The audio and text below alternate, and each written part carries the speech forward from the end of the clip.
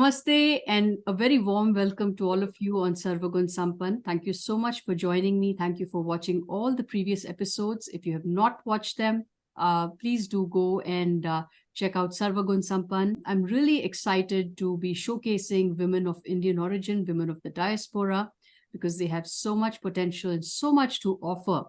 And in a world where we're so obsessed with celebrities, these are women offering their knowledge, their insights, their lived experiences, their journeys. So there's so much we can learn from them and really help empower each other as women and build each other up. So thank you once again for joining. And I'm really excited to welcome a guest on the show who believes in the value of being yourself. To her, Yad Bhavam Tad Bhavati is something that she truly cares about. So her strengths include empathy and communication. Please join me in welcoming Professor Dr. Soujanya Pudi to the show. Professor Dr. Soujanya Pudi, it's a great pleasure and honor to have you. How are you doing? I'm doing fine, and it's such a pleasure to be on your show, Anu. I've been looking forward, to meeting you online like this, and then I've been following a couple of your episodes, and I should say you've done remarkably well. And it's such a pleasure connecting with you after so many years. And you just look the same, fabulous, beautiful, and vivacious, doing something unique all the time, like in your college days. Thank you so much. I really appreciate that. I cannot wait to learn from you all about your journey, your childhood. That's our first segment. It is called Bachchpan Ke Din. And here we talk about how was little Soujanya growing up? Who were the folks that influenced her? What was the childhood like? So please take it away. I'm basically from Vijayawada and born in a very progressive family where my father is very particular that the girl child is well equipped with good education and makes a difference to her life. And the biggest influencer in my life was my father, and that later was Indira Gandhi, the then Prime Minister of India. Because when you look back, the kind of role models you had were these people. Not to sound political, but exactly strong women. And you had Margaret Thatcher then. So the examples you would hear as you were growing up were all of that. Yes, my school, Nirmala High School, Vijayawada, I owe a lot to the school because I had a teacher called Beulah, my kindergarten teacher, who realized that I was good enough to take to the mic and deliver a talk that gave you the confidence and the courage that when you're appreciated in your childhood to take things forward, so that helped me shape my passion for teaching, and then I think passion for speaking. There's a big joke in the home that you give her a mic and she'll never stop, and I guess that's how I've been all through. I was not allowed to play with dolls. Now people talk about it. I don't remember having a doll at home because my dad was very particular about the fact that I want you to make a difference to yourself, because I think that was a time, India, when the late 70s or mid 70s, when we talk about, we were in a transition phase and we were just seeing how women could just move out and start making a difference. I think that is when where my father actually played an important role in shaping my mind, and he was a bureaucrat himself and was very keen that I would also take it up. So I think the journey of trying to nurture started off then, right from the school days, and both the teachers, the environment at home really made a difference. And keeping you rooted was also the kind of environment which is provided to you by your family and, of course, the friends around. So, yeah, if you ask my friends back in my school days, they would say that she was all over the place, doing always something or the other. And I guess I was into drama, I was into theater, I was into and I had a great passion for language, so which I kind of pursued a little later. Nirmala High School was one of those best schools back then in Vijayawada. People who know the place would tell. I mean, it still does good. We're celebrating our Golden Jubilee this year. So we had one of the finest teachers, and we would have these associations, we would have these weekly competitions and all of that. And because I naturally got that from my father, maybe, or he had instilled in me that confidence of just going ahead. So there was nothing like being apprehensive or scared. And I think when you're nurtured to be confident, you take it forward. And I had very good teachers. Trust me on that.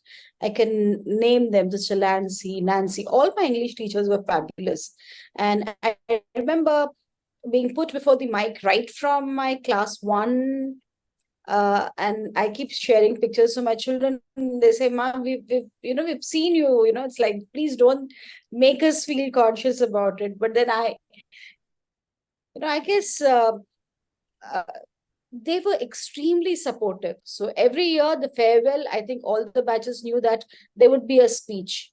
That would be a 3-minute or a 2-minute speech, and I would always get an opportunity. And then we had this regular debating, public speaking competitions. And if I'm, recognized in my school, it's been, that girl, we used to have these all-rounder awards and all of that in school, which would specifically focus a lot on these skills. Yeah. So I guess those of us who could take it up, I think there were 1-2 of us who really took up the opportunity and nurturing ourselves into taking it forward. And I think a lot of it I owe it to my parents and my school. What were some of the other things that you were doing growing up as a child outside of school? I would love reading. Yeah. And then I was a bit into volleyball as well. So after school, we would have time to play volleyball. And then dad was all across the country. He was traveling, or he was transferred. So I think traveling again makes you a finer person, to give you a different perspective towards life. So my vacations would be in almost, I think thanks to that, I guess we got a chance to see most of the country. So we would go with him and learn quite a bit that way. Apart from that, connecting with your cousins on yearly ones, where there's a huge family get together, all of you meeting together.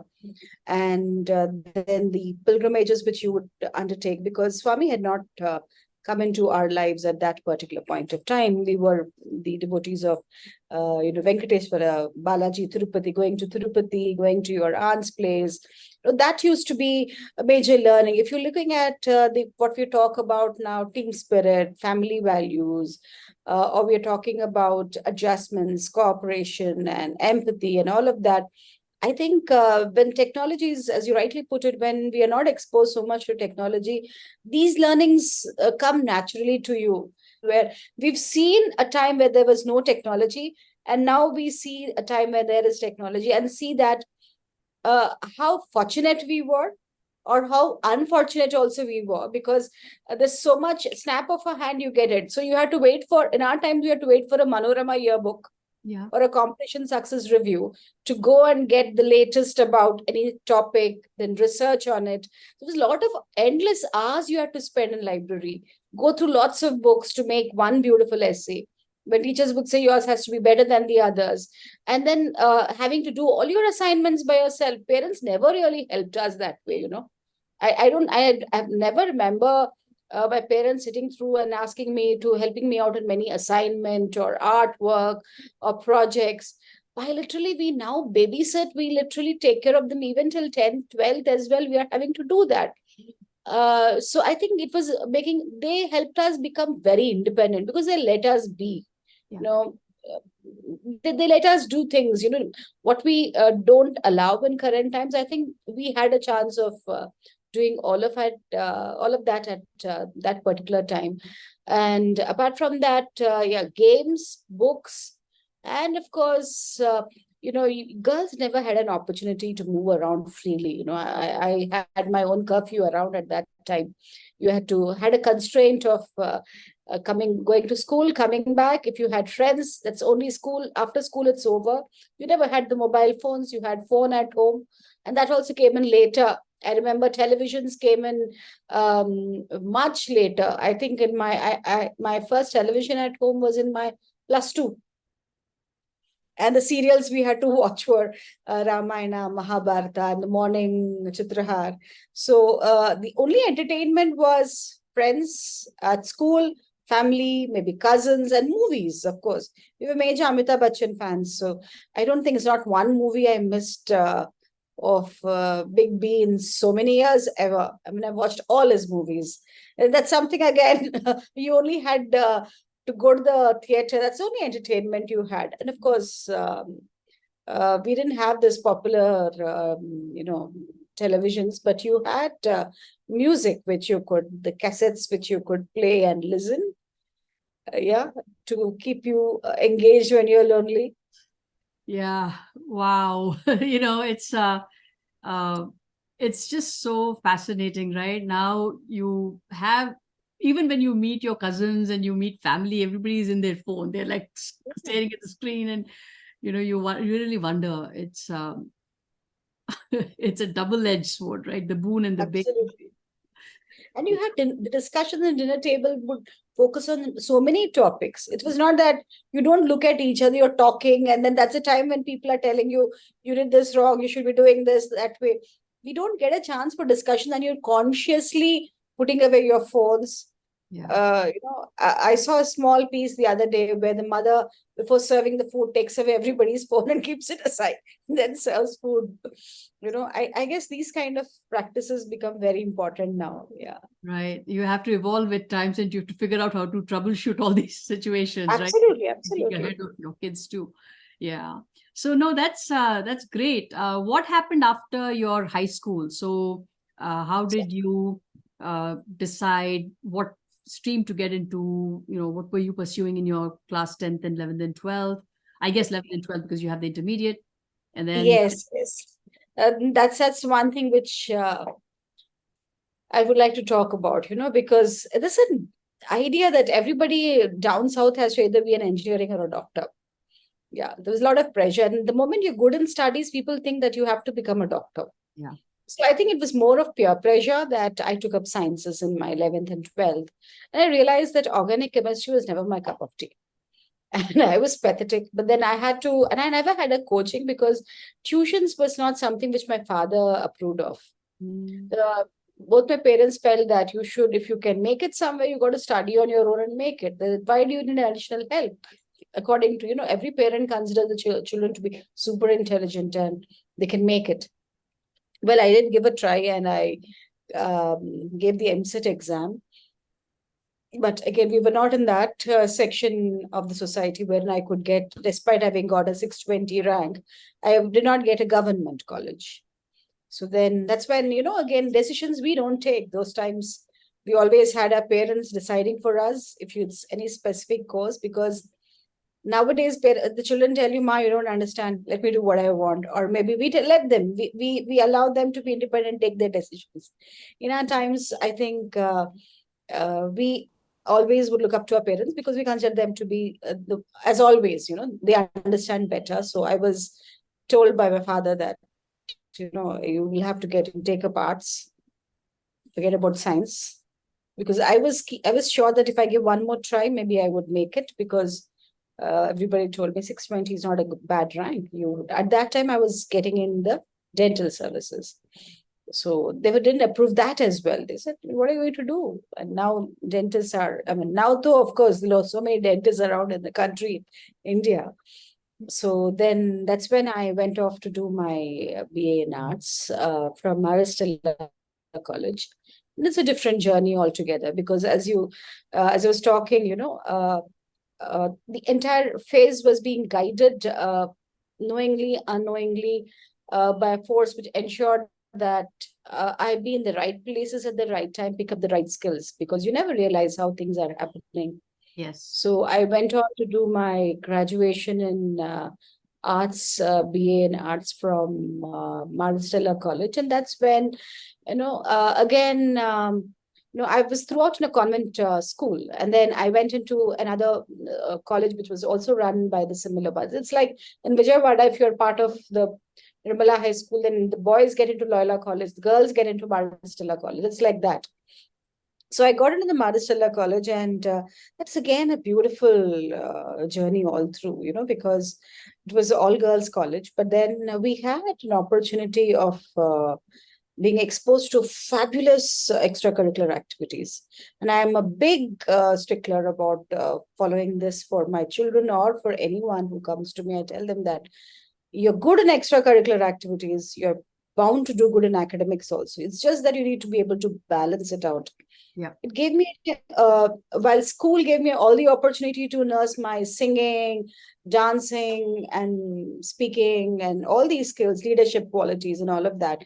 The college again helped me to fine tune it, because we had these fests where we could participate in inter-college fests, university level sports, and all of that. So again, I took up all those opportunities, and I have the finest teachers who had helped us out there. And home would be a place which would keep you grounded, and good friends would also help you, support you and cheer for you that when you do good. So I guess that was a time I even became the president of the Rotaract Club of Maristella College. And I was known in the city. Almost every Monday, there would be an article about me in the newspaper. So, and patiently, parents would cut it out and put it. So they kind of decided that, yeah, now you're all set. You should start preparing for civils, because that's where we want you to go. So I think I was desperately, working towards my general awareness and all other papers, apart from all those skills. I was also part of that anti-reservation movement. Getting on the streets, there were a whole lot of us who would go around. I was quite a bit of a rebel, and there's a lot of energy when you want to do something. And, because I had that regret in my life. Kash mera, 620 and I couldn't get in there. And then people put in their head, if you were XYZ, you would have gotten the medical government college. And, so then that angst also was there. Everything, all I'm talking about is all the positive aspects. Well, there's a lot of struggle which happens in the sense that you will have to fit into a system. There are a lot of people at that time who feel that, why do you have to do all this? Anyway, shadi karke, you'll have to get married, and you don't have to do much in life. I came from a background where my father said, even if you have to teach your kids, you need to be educated. You need to be a finer person, because no job is a small job.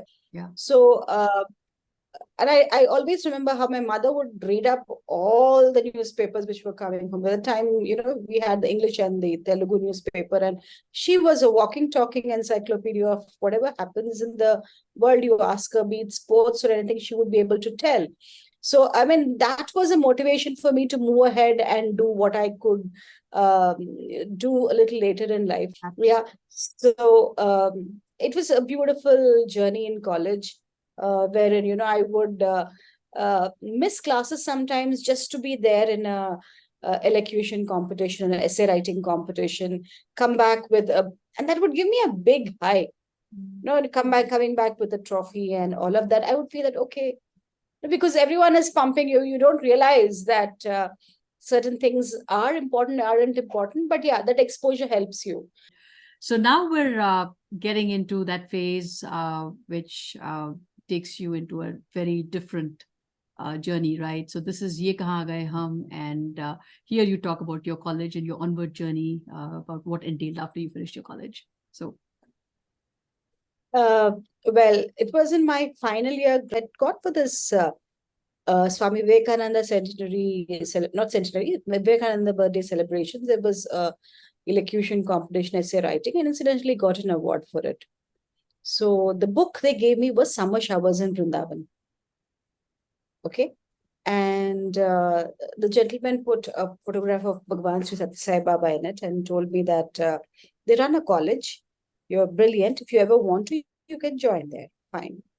And I was an ardent Shirdi Baba devotee, and I had this, my entire street, where I entered, it used to be called near Shirdi Baba Mandir. So I would always do a bargain with him. I would say that if I win a competition, one coconut I'm going to break, I'm going to give you 50 paise.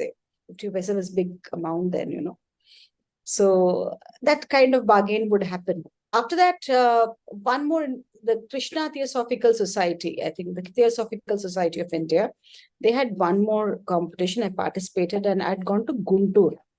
Guntur, one gentleman came and gave me a picture of Shuddhi Baba and Satsai Baba. And he said, the applications are just out, madam. Try applying for that. It's very tough to get in there. I said, okay.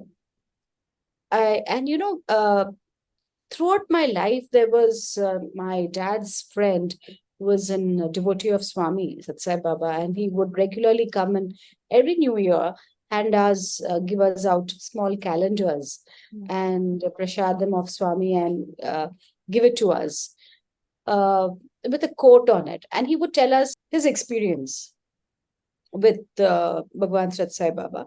I would listen to it. And I always felt that I should go, right? So even that time when the gentleman came to me and told me that, please give an entrance and stuff. So I went back, and knowingly or unknowingly also, I was in the company of few girls who would make visits to Puttaparthi, whose parents would make visits to Puttaparthi. So they said, you feel you're very intelligent, too smart. In that place, it's very tough to get a seat. And the kind of a person I am, if somebody tells me you can't do that, I'd rather prove it to you that I can do it, The last day of the application, I put in my application. And because I was already giving entrances in JNU, DU, and because my career path was something very different. So after these girls told me that, let me give it a try, I gave in the application and I got the call letter. Mind you, it was the last day. Never expected I'll get a call letter to give the entrance exam. So my parents were very much against it. Why do you want to go there? You have a different ambition in life. You've got a different goal. Why do you want to go there? I said, let me go give the entrance. If I clear it, then we'll see. Trust me, Anu. Me and my brother went because my father was very upset with that. They booked a small place there for us to go. And we're gone to give the entrance, and I loved the place. I loved the peace of the place there, and I'd never seen Satsai Baba till then. Neither did I see him on the entrance day because then Swami was in Vrindavan. So I loved the peace of the place, and I loved the way people were very soft-spoken, gentle, kind. And there was, I think, so many of us who gave the entrance. And finally, I remember the current chancellor of Sathya Sai Institute of Higher Learning, Chakrabarti Garu, took my interview. He asked me, what do you know about him? I said, he's a social reformer. He does so much to the society. He said, just that. And then he went on to talk, and the interview went on for about an hour or so. I never expected I'd make it there. Because there's another gentleman who came and said that, Amma, my daughter is also giving the entrance, but she doesn't want to go. But I tell her, if you study well, it's a very good place. So it's like someone continuously telling you, be there. And I said, Shuddha, let us see if I get through. We'll see that. And I got selected. And I was praying. Knowingly, unknowingly, I was praying to be there. It's such a beautiful place. Because I don't know anyone there. I mean, trust me, I have no idea what happens there. I really have no idea. All that I know about is from one of my dad's friends who would always come and tell us about the miracles and so many other things which happened, experiences he had in his life. And I would just remember till 11, 12 in the night, I would be sitting up and listening to that. So I came back and told my parents that, look, I don't want to go to JNU or DU. I cleared the entrance. I was one of the toppers again there. My father didn't talk to me. He said, all these years, you were trained, and we were always sure that you would pursue something which you always wanted to do. Look at your USPs. I said, I'll come. If I really have to do something, I'll do it. So nothing will stop me from that. But I want to be there. And that's when I came to Anantapur for my post-graduation in English. And when I joined in, there were 5 of us or 3 of us, and finally I was the only student. Everybody left because health issues and others, and I was the only student in that batch. And I guess that was the best training ground. Whatever happened in childhood and college is completely different from what happened during my post-graduation studies, because I owe a lot to our university. And I met fabulous souls like you, Bharti, and all of them who changed my perspective towards life, gave you the kind of balance which you need, and made you understand that life is just not about winning all the time. Life is just not about the fancy world which you see outside, but it's a lot more of inner re-engineering which happens. A lot more to do with your empathy, a lot more of understanding. Initially, I had a lot of adjustment issues, but then that July Darshan of Swami changed everything in my life. I don't know how things were, how things changed. And I've never actually worn sari like that ever. And I think I only am in saris, and I'm so happy. I love to see you in this beautiful orange sari today. And I think things change. I'm not going by the attire. There's so much you learn and unlearn in the process. So I think be it adjusting to the environment, the food, the kind of team spirit which you learn, co-learning and coexisting with varied kind of people, varied kind of minds, and still keep to yourself. I think all because of Swami, we could do that. And that has been a major, major contributor to whatever I am today. Because I strongly feel if I wasn't there, I would have missed something which was major in my life. All that in school and my graduation days was all about mirth, fun, enjoyment, and looking at little happinesses, little things which were like, big accomplishments. But once you go there, you understand all this is nothing. There's much more in life, and the quest starts from there. Your journey starts from realigning yourself to a different purpose. So looking at how privileged you are when you look at situations and people around, and how you need to balance out in all with your emotions, with your so many factors. I guess Swami had made life, it was the best of times and the worst of times in terms of adjustment to a lot of those comforts which we spoke about, to how we went through the process and how we emerged. When you look back after a few years, you appreciate every aspect of it. Now, when I see my children crib, or they don't crib, but then when they said we don't have, I said we have lived in a situation where we didn't have fans, we didn't have proper washrooms, but then we had the Lord available for us. We had our guru who would talk to us, interact with us, and tell us our journey ahead. If it's when you had full access to somebody who could guide you throughout. So I think it gave me a chance to understand that I was flying high, that I was something I was really accomplished or done something. But once you go there, you start understanding that the people are way better than you, way smarter than you. Each one was very different in their academic caliber, leadership qualities, and coupled with the kind of humaneness which they brought in. And of course, we had those loving teachers, I think, who, they gave themselves for us. They were like, the best of teachers, like your Pushpa ma'am, the Jema ma'am. I always tell them whenever I met them, of course, Jema ma'am is no more now, that ma'am, if I've put on weight, it's just because of you, the kind of food you would serve us. Right. And if you had role models whom you wanted to look up to, I guess the way they carried themselves, and how Swami put in those systems to us, that how you carry yourself both as um, a lady, later on as a wife or a mother. I think we've had finest companions in our college days who were excellent influences on our life.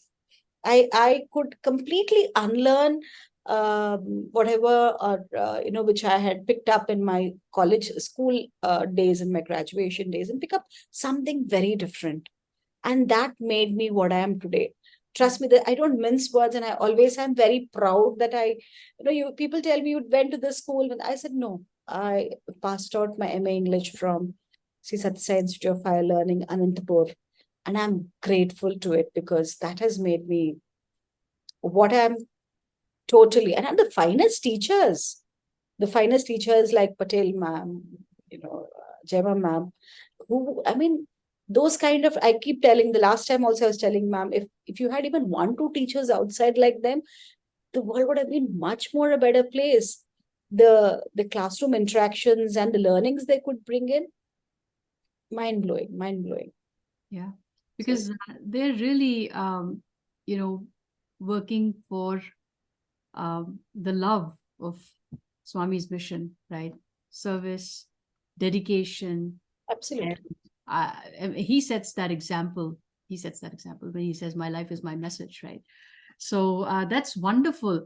Do you want to talk a little bit about there's this perception people don't understand, and it's like you said, until you go there and you experience it firsthand, there is a power that transforms you. There is a lot of peace that hits you in ways that you would have never experienced in your life. And it takes a lot of humility, like you're saying, to unlearn and to realize that, we're nothing when we go there and see that. And there's nobody putting pressure on you. There's no force coming at you and saying, this is something you've got to believe in. You've got to be like this. But that change starts happening.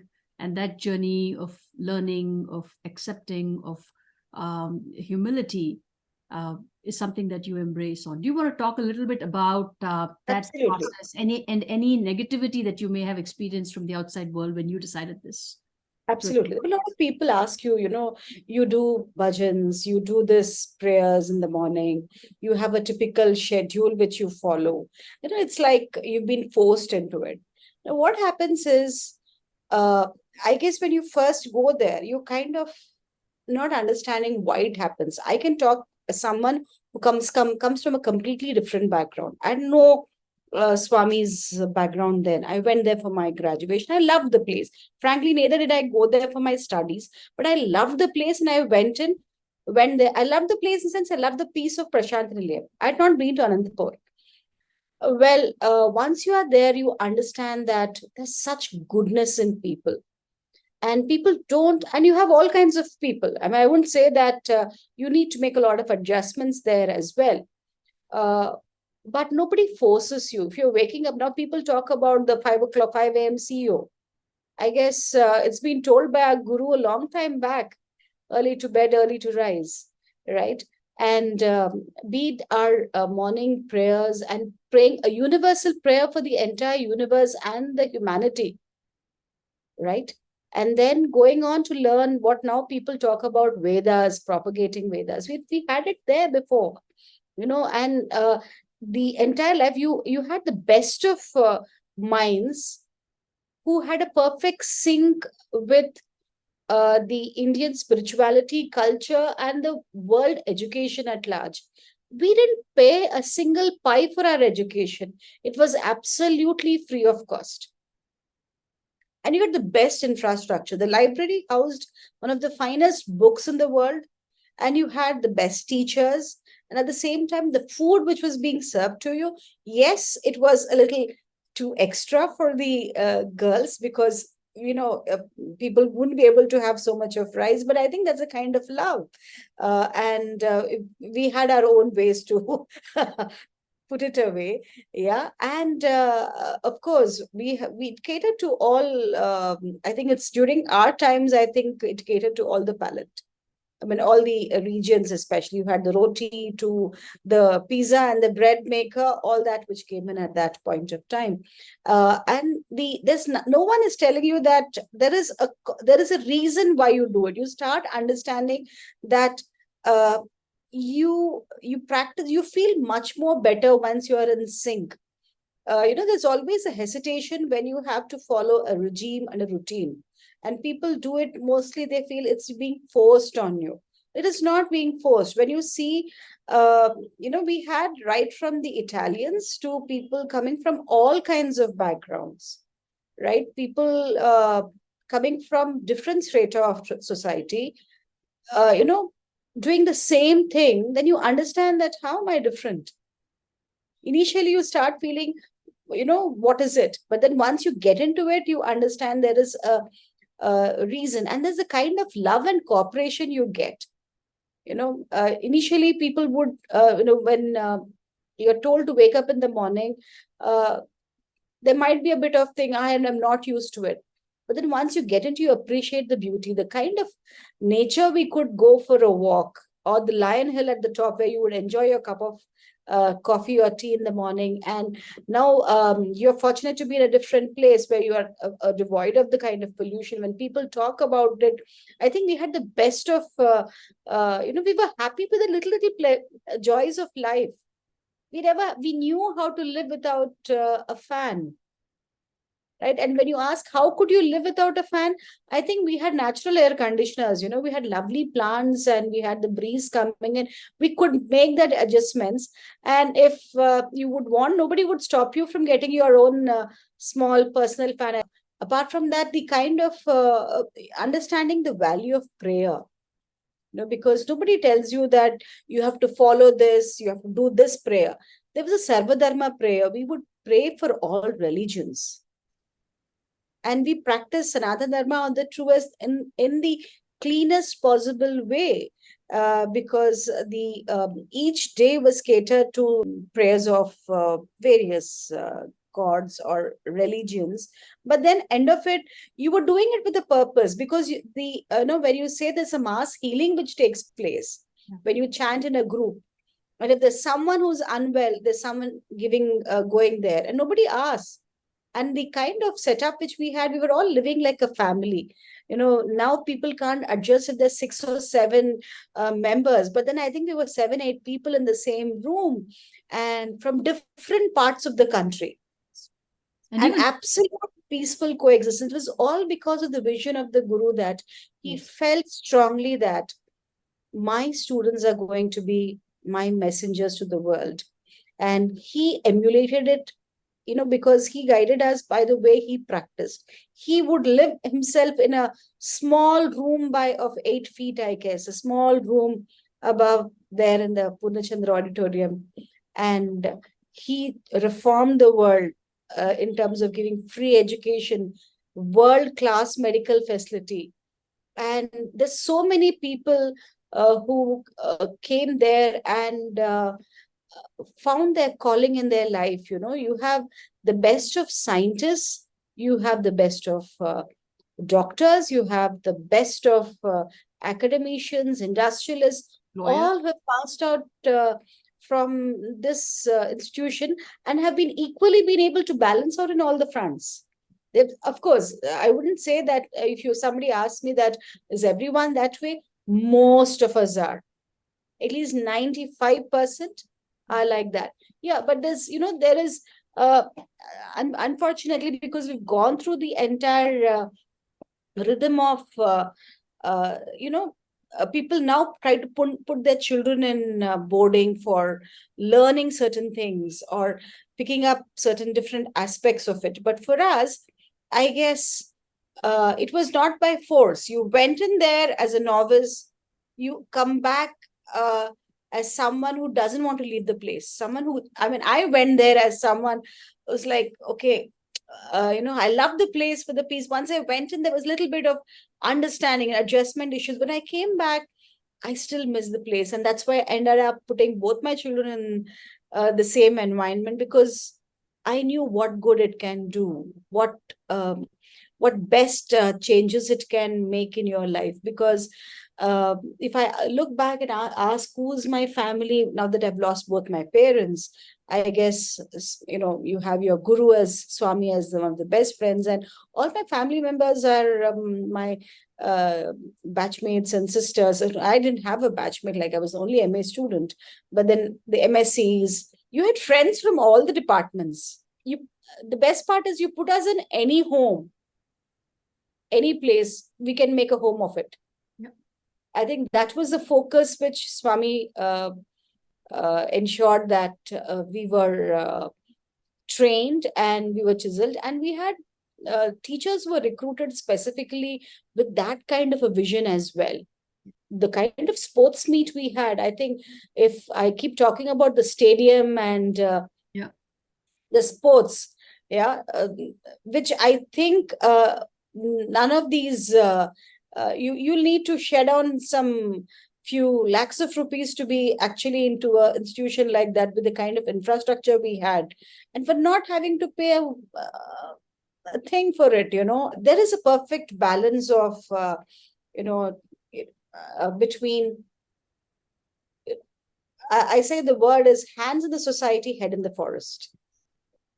I think that was very beautifully practiced, that you continue to be in whichever way you are, but then you kind of do a lot more of things to the society. I think that each part of it, be it sports, be it fine arts, be it any of the service activities, I think that's something which all of us have picked up. When girls come back and say, my mother-in-law loves me, they think that I do a lot of work, or people tell me, how do I go and clean up or do anything?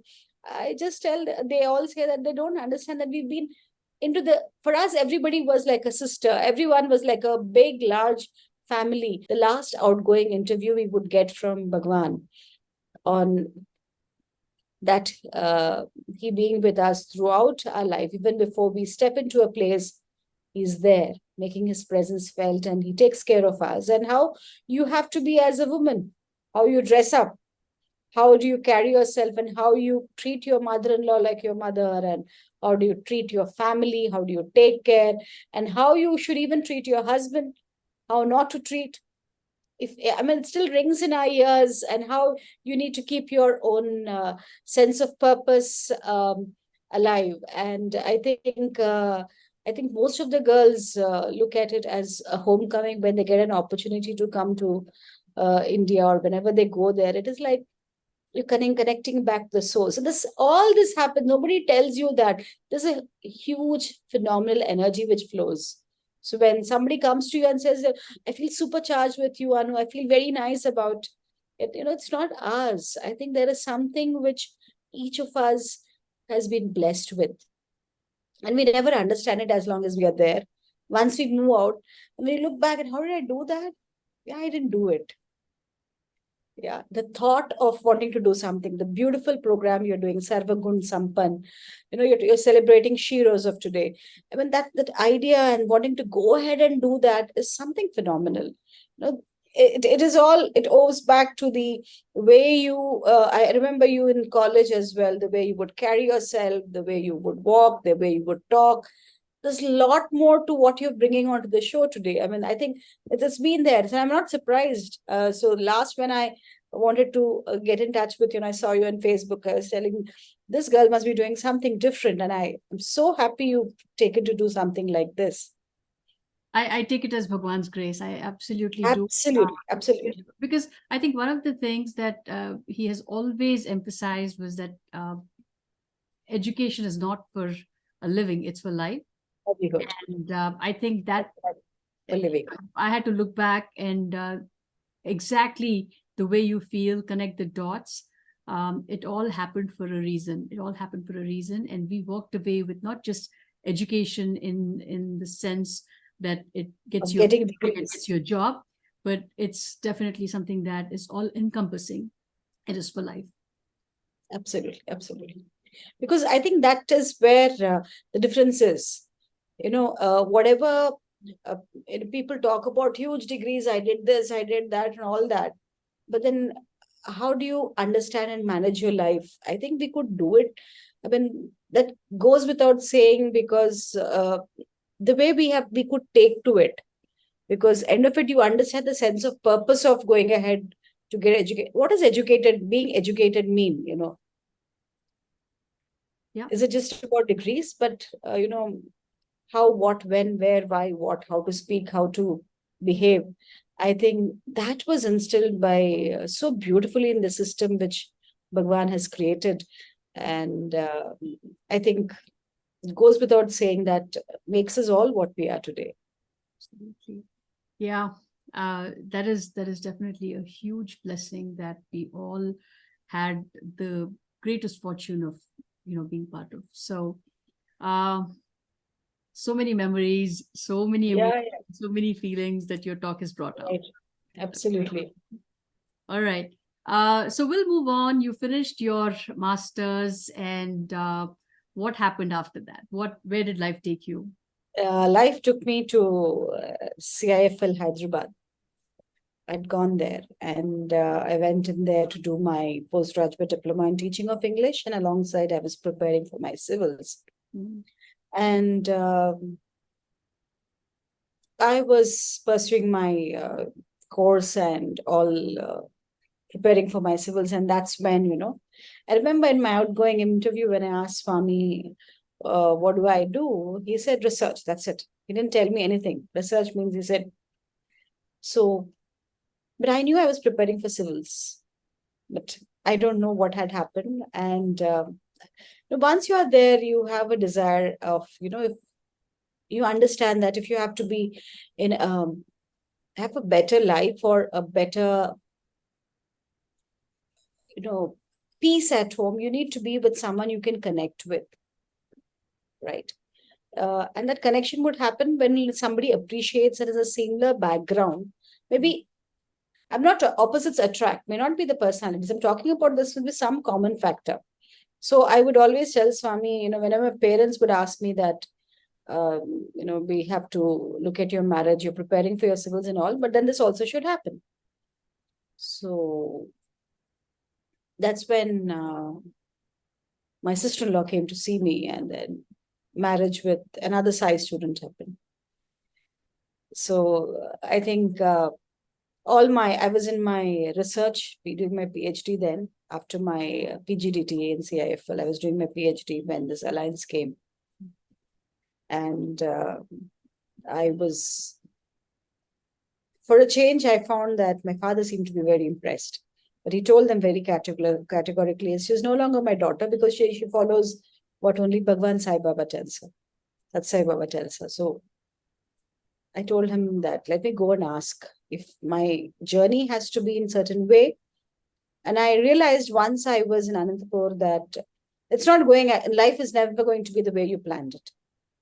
And all my entire thought process was changing. Those 2 years made me think and rethink so many things in life, the purpose and what you can do, what you shouldn't do. And you're exposed to so many diverse individuals, diverse backgrounds, different calling for people.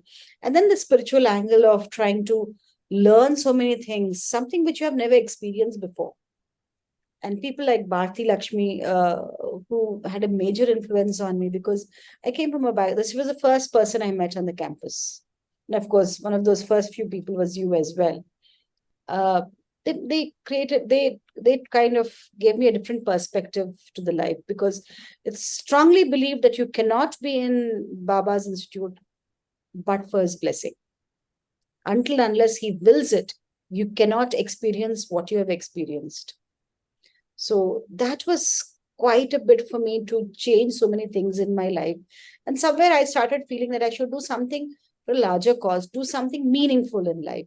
So I knew the civils was that, not that I chickened out from the entire idea, but then once you're there, I was looking for someone who would understand me. And when this alliance of a Sai student comes in, you're at crossroads. Your ambition are this, because you knew that one part of it would be kind of settled. So I went to Swami after the first interaction with the family, because it was such a miraculous thing. I think I've spoken in a couple of Samarpan talks as well, that I didn't know him at all. And my sister-in-law comes for some library work in Hyderabad, meets me.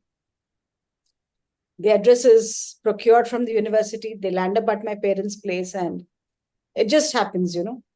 So then I go to Swami and I seek his permission in the month of October. And he says that Manchi Bangar, Chesko. And I had to wind up my research work.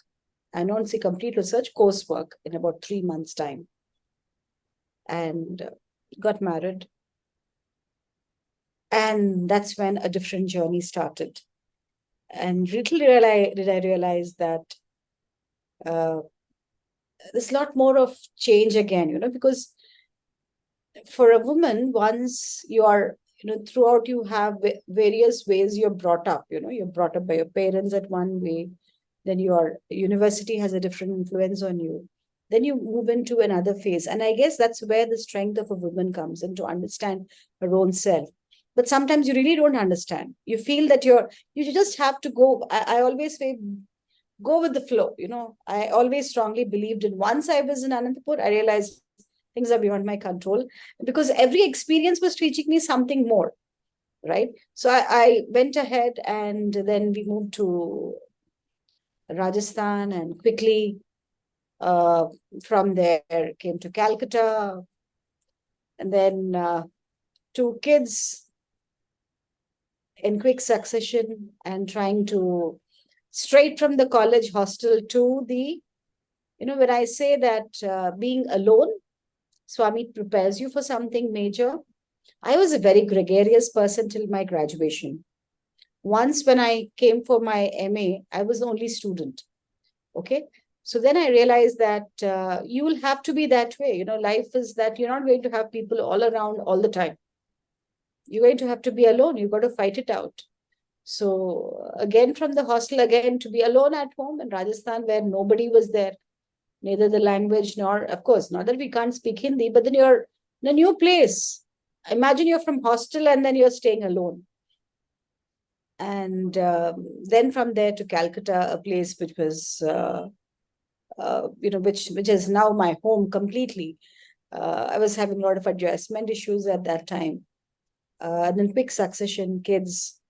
But one thing that kept me going throughout was when I came to Calcutta, the first thing I did was I tried to get in touch with any of the alumni here, because he happens to be an alumnus. So that's when, not that I would have a lot of service activities and all of that, but I would be part of it then, young as I was. Arunima, I hope you remember. Arunima Sarkar. So she introduced me to a local samiti. So I was part of it. And then there was a strong desire for me to get back to work, because Anil was most of the time traveling. My daughter was 6 months old when I took up, there was a small ad. Everything is God driven. He's driven complete. When I look back, every bit of it, I take to my job, and I started working. And I guess it was tough. A new place, new language, you don't know anyone. And I had no support whatsoever. So my daughter and my son joined in class 1. Daughter joined in class 7, 8 in primary school. And you'd be surprised to know that it happened in such a time that my father passed away. After that, my mom passed away. And my mom passed away exactly after 4 days of Swami's Mahasamadhi. The kids have grown up. Son is now in his Vrindavan doing his BCom. Daughter's finished her MSc also there. And I feel very blessed that Swami had given me an opportunity to have his darshan so many times, be there in the so many years and be in touch. Wonderful.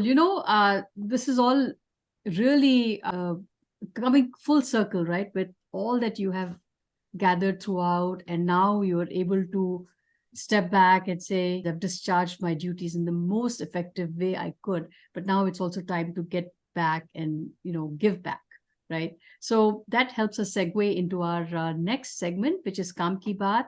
And here I'd love to learn about what is it that you do, what kind of an impact are you making in the lives of others? So please talk to us about your work. See, Anu, I took up teaching out of choice because I felt that if you want to make a difference in anyone's life, it's become to be a good teacher. Because I strongly believe that right from my schooling to now, if I was encouraged by my school teachers or my college teachers, and by being in Anantapur as well, the kind of teachers we had, they make better lives. Isn't that so? So, I preferred college education because that was where I could get, very frank, that was where I could get a job given my qualifications. And I took up, because I was into language, I took up communication. And the biggest thing which I feel is the last 25 years I've been in the teaching profession. And when I look back, every time my students cleared an interview, every time they say that, ma'am, we could get over this situation, we've done well for ourselves, that feels like a greatest satisfaction. Because that's unmatched. It's for you, as a teacher, I feel that each one of them is my child. So my children often say, "Mad, we get very scared because you always have such achievers as your children." I said, I have all kinds of students. I think over a period of time, the kind of learnings which we had in our college and school has told that there's no one bad. To make a fine teacher, you have to accept every student as they are and make a difference.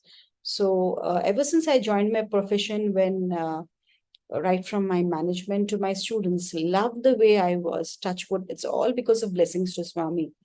Because I feel that we have that lot of empathy towards them. We have that attitude of making everyone a better person. We never write off anyone that way, that say that, oh, you can't do it, I can't work with you, that kind of a thing. We kind of accommodate each one. So that has been something which I've practiced. And in my class, there's no one who's a bad learner. For me, everyone is a good learner, for whatever. And they know that I'm not judgmental, I'm approachable. So the way my role models have been my teachers in college again. Always available if you want to talk to them or share a word with them, tell them something. So in a city like Calcutta, from a place where I didn't know the language, uh, touch wood, with only with Bhagwan's grace, last 25 years in the same firm, I specifically take the paper of value and ethics. That's very close to my heart. Business ethics for the management students, value and ethics for the people talk a lot about it, but I think it's very important that if the world has to change, we had moral science classes in our school. They're taught as a normal subject now. Nobody bothers about it, right? And only when you come towards your graduation, post-graduation days, people add a little emphasis on it with the kind of things which happen around. And students know that these classes are going to have a different perspective.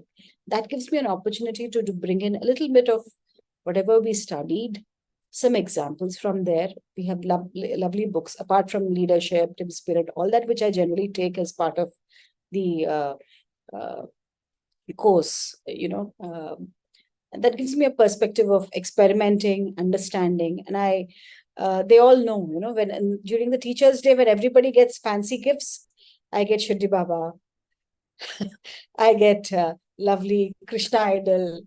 The kind of society we are in, when parents are working and are able to give time to their children, they need a good listener. If you psychology is a course which is now the most popular course, because everyone has issues of their mind. Everyone is battling a little battle in their life, and the youngsters to a large extent that live up to the expectations of their parents, to their peers, to themselves. There's always a clash. So I think I preferred to be in this education sector. And I think with my children off at the boarding, it's given me so many children whom my boss always tell me, don't call them children, they are students, Soujanya. They're adults. I say, forget, for me, they're children. So you give me so many children whom I can really help out and see them transform and I guess, bring in a bit of that element of responsibility. I guess that is where the current times, the Gen Z is moving towards, they have their own way of feeling responsible, and I believe and keep instilling one thing, that what Swami always say, be a better human being. First, take care of your parents, then take care of everything. Things will be sorted. But the kind of times which we are in, very few people want to take. You've got to live by example. And we learned it from our guru. We learned it from Swami that you got to live by example. And I don't know how much successful I was or I am, but I try my best, to at least be true to myself when I say something and put things into practice. It's tough. It's very tough. It's not easy. But I try to do it. So that fulfillment, I have had the opportunity of working with the best people, and I get an opportunity to nurture my department, which has about, and I prefer employing a lot of women as well in that, Center for Language and Communication. Okay. And that's the course, the business ethics and yeah, I teach the communication. My department handles this, and I specifically handle the business ethics, and we have the communication. I've got a 12-member department, and we have about 2 campuses which I look into. I think your students are very lucky because they get in you somebody that is able to balance the demands of modern education system, what they will be taking with them into the workplace, but all that is coming from a background, a very solid background of self-discovery and spirituality. So I think that's something they will, even if they may not communicate it right away, I think when they look back and the way you feel for your teachers today, the way you look at them, they'll probably be talking about you at that point. We're going to move on to our next segment from here, which is your X Factor. And this is all about your personality, which in Pieces and Parts has, unfolded and we've been able to see. But how do you summarize it? Right. I strongly feel that I never give up. I never give up. Come what may. And I strongly feel that everyone in this world has something to contribute. There's no one who can say that I do not have a purpose.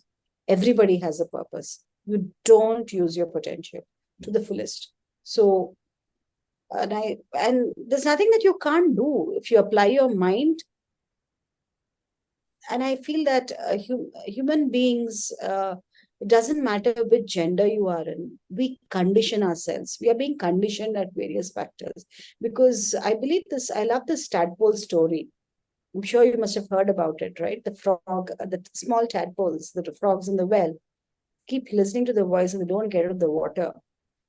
You can't climb the wall. It's so steep, you will fall. The well is drying up. The pond is drying up. You have to get out of the pond. And there's one tadpole which is making its way up. There's so many other frogs which tried to go, and they were hearing to the voice telling them, you can't go, it's so steep, it's so tough, you will fall, this would happen, that would happen. The small tadpole literally jumped and went out. It was death. There's so many people, there's so many things which will put you down. When you hear the voices, it might be family, friends, it's your battle end of the day.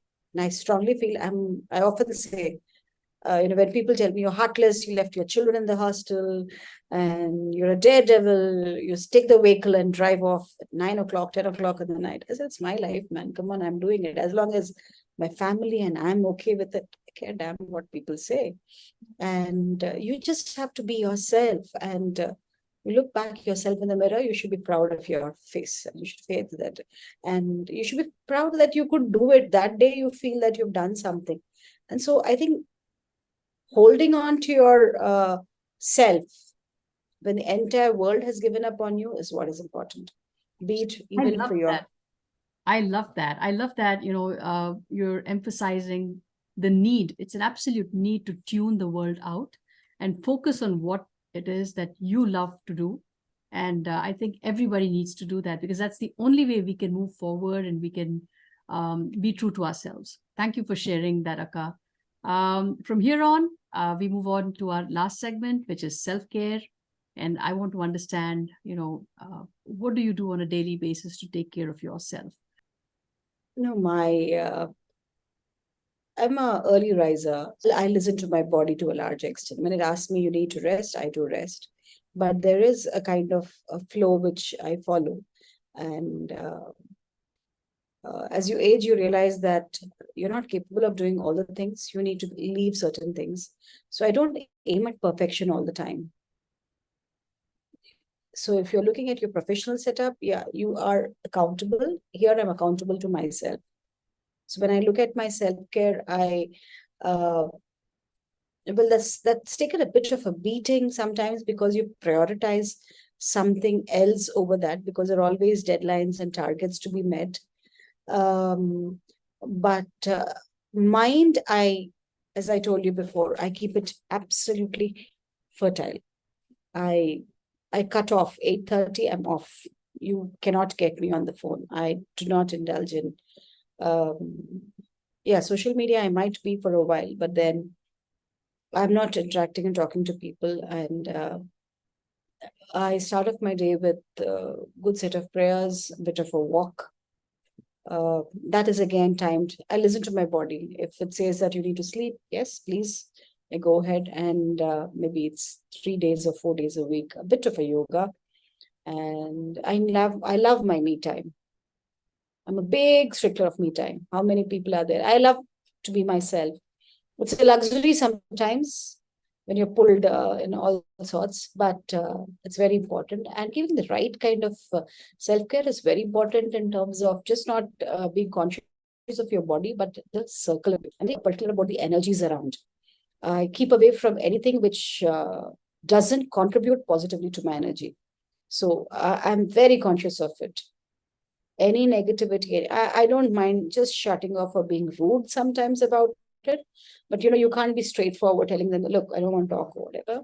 But then I have my own way of keeping my circle very clean. When I say circle very clean, it's like, people who would encourage you, people who would not that keep the critics out. Yeah, listen to them, but then don't let that interfere you. Because if you don't have the right kind of energy, how much ever you are trying to build in your own strength, it will not help you at all.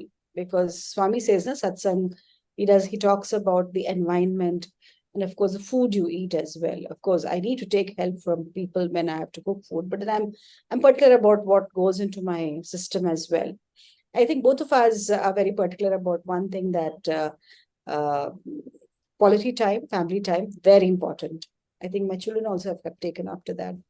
So there's no one, just the four of us when we are there. Holidays is for.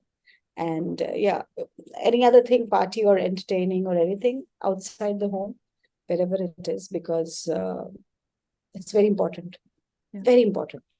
Apart from that, other things can happen, the way we go ahead with our regular food and all of that. But certain things have taken a beating. The same question which my daughter asked me the last time, what are you doing for self-care? I'm not going to be around to take care of you, Ma. I might be having my own dreams to go ahead. My son tells me, Ma, I don't want to, when I go on a holiday, I don't want to carry you around or push you around in a chair. You got to be fit. So get up and go for a walk. So I said, yeah. So we never could tell that to our parents, but youngsters of today are very practical. And they're very clear, yes. They're very clear. So I'd love to be healthy and happy, and enjoy my time with having my cup of tea and with my cup of people who enjoy the. Well said. Well said.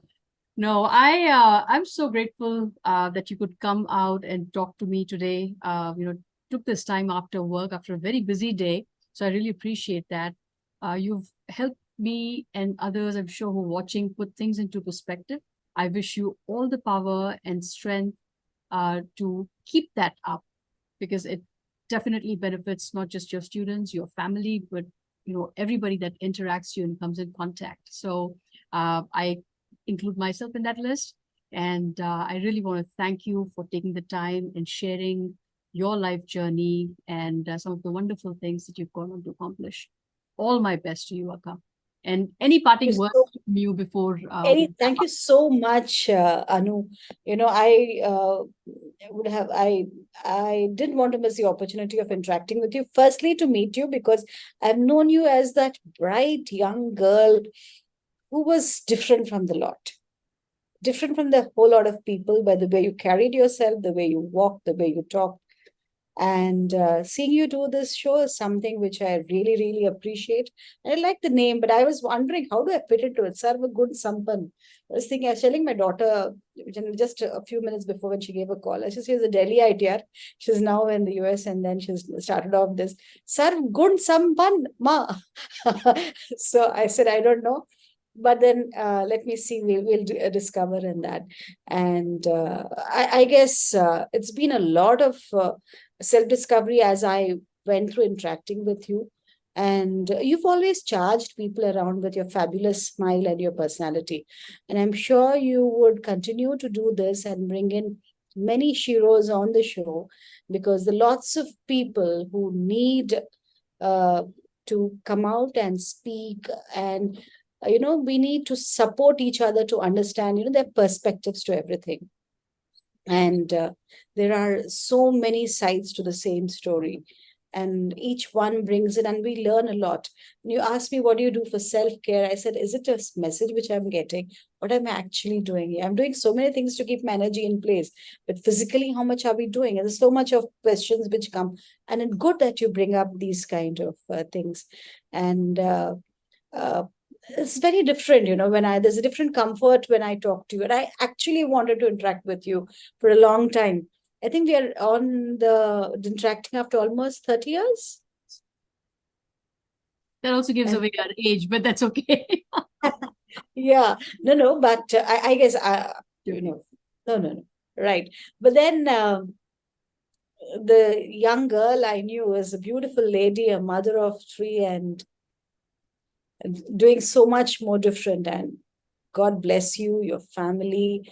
You're an influencer in your own right. You're right from your college days. Now people talk about it, just that you didn't put yourself out on the social media so much before. But now I think in our times you would have been, if YouTube and Insta were there in our times, I think you would have been one of those influencers big time, No, I think and it's now all doing it in your own way. And I'm so proud of you.